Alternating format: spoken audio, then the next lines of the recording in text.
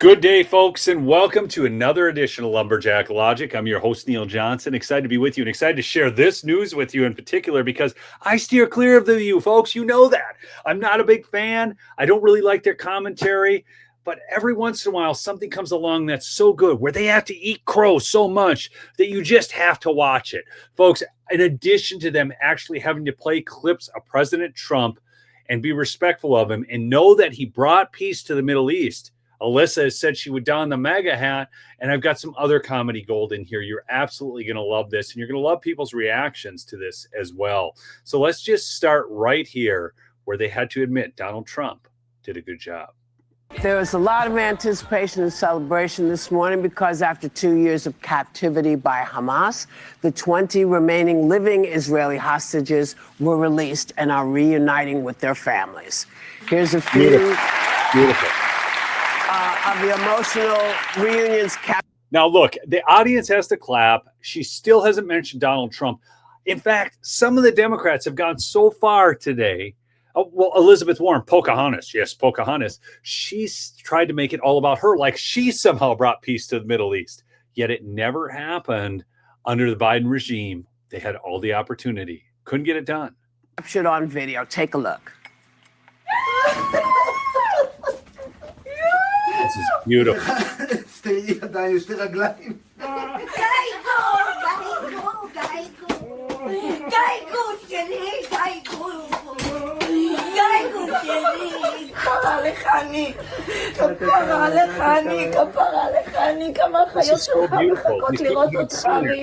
And how long?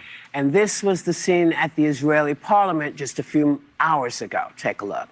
This is where it gets really good. She looks down because this is where Donald Trump comes in. After 2 harrowing years in darkness and captivity, 20 courageous hostages are returning to the glorious embrace of their families. Generations from now, this will be remembered as the moment that everything began to change and change very much for the better. Now at last, not only for Israelis, but also for Palestinians and for many others, the long and painful nightmare is finally over.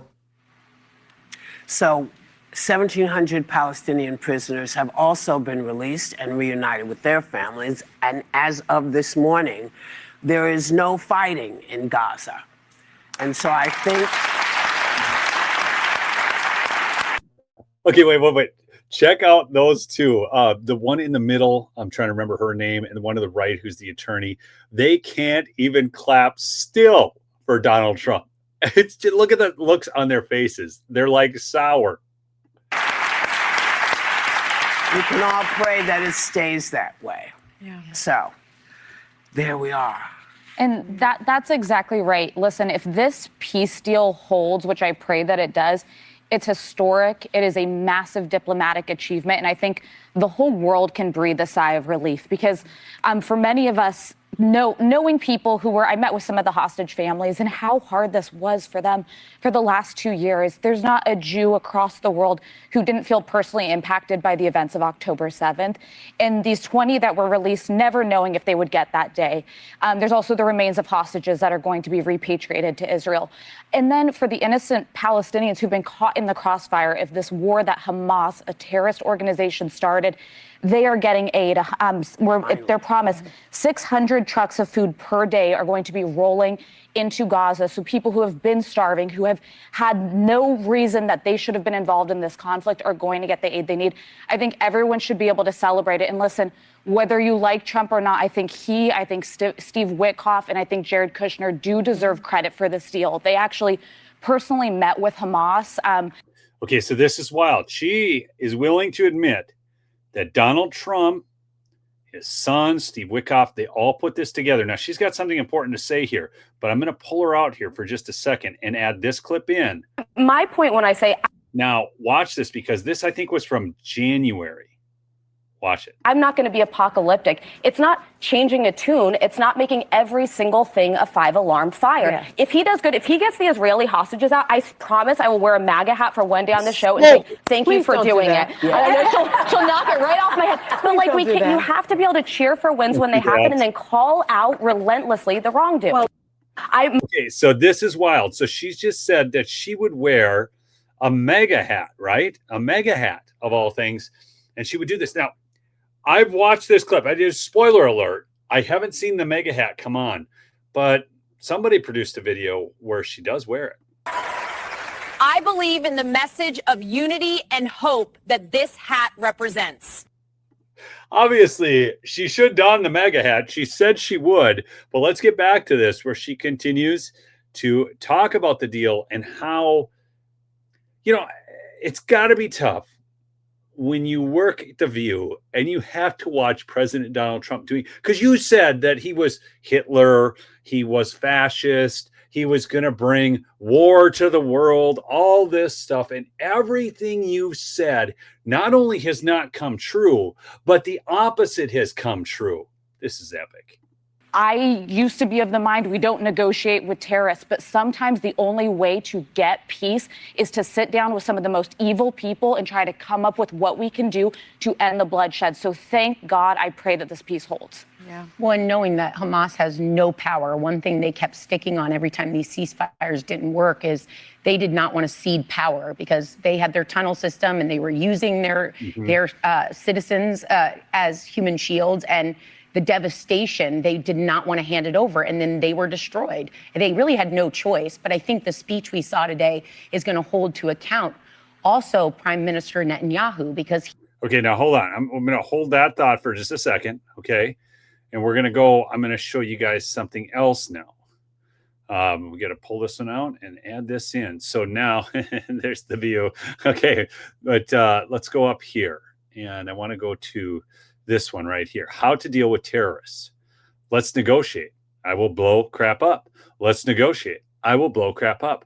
I will blow crap up. Let's negotiate, because that's basically what she's admitting, is the fact that this is the way Donald Trump dealt with them. Okay. And so this was actually, just so you know, this was posted out by Donald Trump Jr., this piece. And this is where, if he gets the Israeli hostages out, I promise I will wear a MAGA hat for one day on this show, setting this to top. Let's go. So then I pulled that video there. But some people still can't give him credit. Sorry, Don Jr., but what your dad did in Gaza wasn't a breakthrough. Actually, it was, Curious Mr. Fox. You're just, you got TDS, buddy. What would it take to cure Trump derangement syndrome? Peace in the Middle East. Don't worry, folks. There are plenty of people that this has not cured yet. But let's go back to this on The View. Donald Trump went on record saying there are things that Israel now needs to do as well. So this deal was a compromise.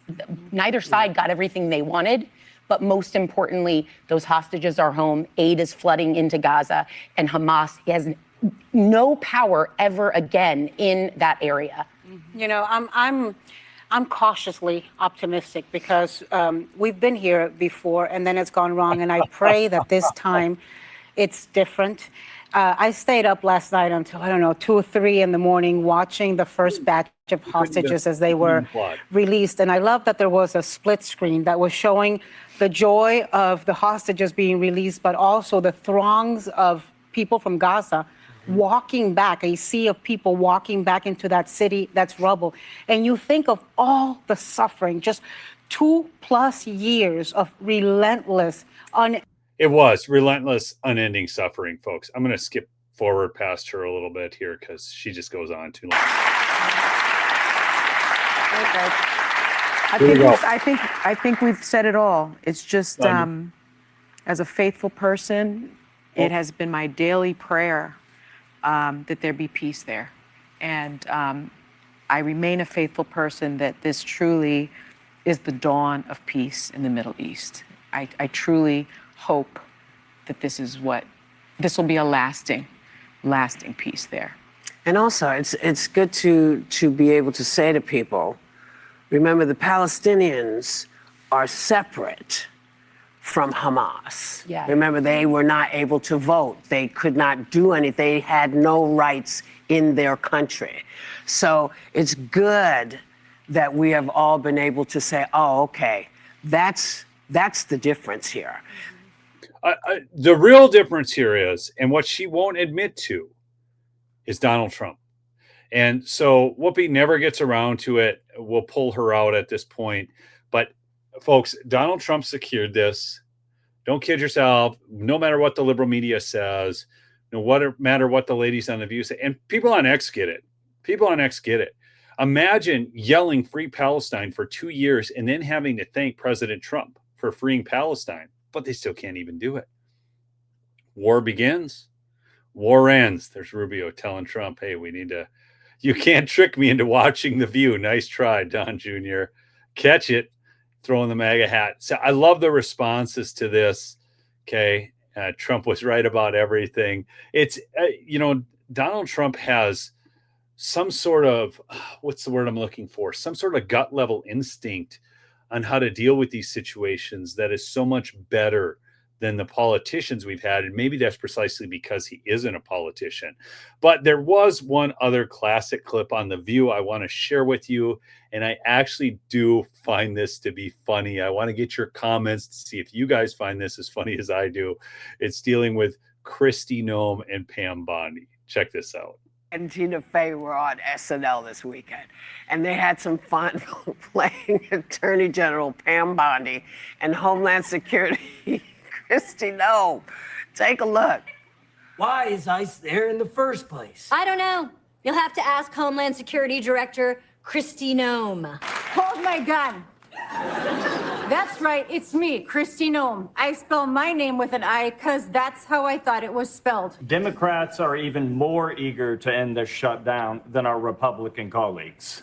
That's not true. We know that's not true, folks. Here's where it gets funny. Let's see. Ha! That makes me laugh more than the end of Old Yeller. Okay. So for those who don't know about the Kristi Noem dog thing, and I'm sorry if you find that offensive, she talked in her book about having to shoot her dog that was mauling the neighbor's chickens. And I think the dog was 14 months old. The View then goes on to freak out about this again. I'll be frank. I'm not as concerned about that as I am about babies being aborted in the womb. I'm not as concerned about that as I am about a whole host of other injustices to people. Okay. I love my dogs, love them. But to me, that was a funny line. I mean, when the dog gets shot? Dogs don't just get shot. Heroes shoot them. I mean, I'm sorry. To recreate this picture in Chicago, loving Amy Poehler is... Okay, so this is great because Bondi ran this out to Secretary Noem. And one of the things that, I think Donald Trump has taught the right is to quit running from these situations and to actually embrace them and lean into them, because otherwise you just look weak and feckless like the Dems are looking right now. Leaning into this right the right here. move. Well, you listen. I know.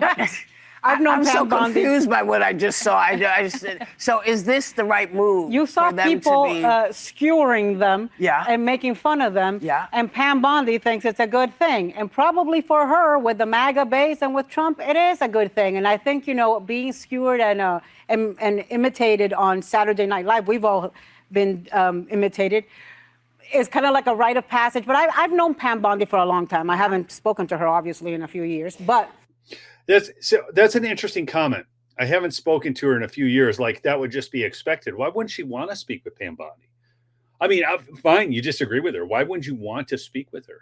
It's kind of wild. And she acts very hoity-toity about it. This is a completely different Pam Bondi than the person I knew in Florida, who was an affable, nice. Wasn't she the DA in Florida? No, she was the Attorney General. Attorney General? And but I think she's loving this. I think she's loving the fact that it's, that we are talking about her this morning is probably raising her stock with the MAGA base. But frankly, I think what she's doing to the institution of the DOJ and the oversight in Congress is shameful and embarrassing, and is going to go down in history as one of the worst performances by an attorney general in front of Congress. Well, No, do you know what, folks? There is something that she did that actually wasn't very good, but the View won't see it this way. She actually forced the courts to give her the lists of gun owners' rights organizations. That's a story that you can go look up. So she's done things wrong, but certainly not what they're talking about. Performance was fun, though. I think the only way you can reply to comedy and look like you can take a joke is by doing what she did. I think the only way to handle jokes like that are to just lean into them, because otherwise you just look dumb. Like, and that performance in real time felt a little. These people may not need much help to look dumb. Yeah, but I do think it just looks like you can't take it. It looks bad when you can't take Saturday Night Live doing that to you. That was the only way she seemed prideful about it, which is also kind of like, odd. oh my God, they played me on TV. Wait, but I also just love any opportunity to have Tina Fey and Amy Poehler back together. As soon as I didn't even realize it was Tina Fey at first, because they did the Kristi Noem look really well. To her lips. Well, and she's also, I think, has eye contacts in. But the cricket jokes are so sad. I still cannot believe that she reportedly shot her 14-month-old puppy. I will never get over that. Okay. So this is where we diverge, because I actually, I mean, it's not something I would do, but it's not something I'm not alarmed about. And at 14 months old, you're almost really not a puppy anymore. You're a dog that should have been through some training and know not to maul the neighbor's chickens, was my understanding on that. If my dog is mauling the neighbor's chickens, I'm going to have to deal with that.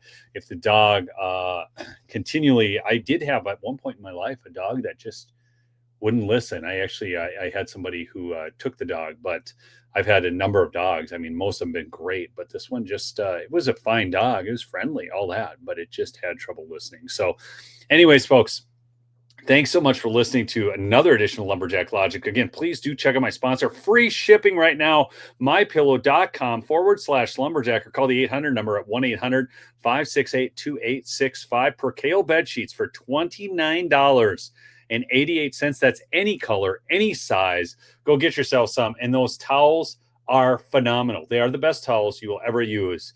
Go get some at mypillow.com. Thanks so much for listening.